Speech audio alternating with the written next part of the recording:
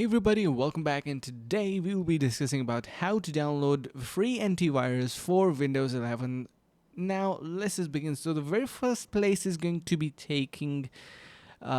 by or is taken by Avast, best for comprehensive free security.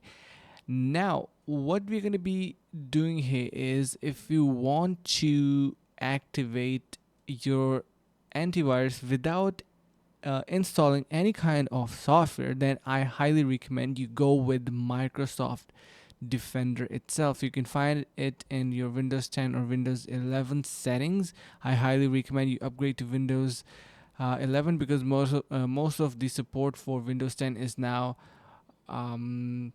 not available, and it is not updating their antivirus software's drivers. So Windows 11 is something that you should immediately update to, and you will have a default or inbuilt antivirus. So I hope this is going to be helping, because Windows 10 is discontinued, and see you guys around in the next video.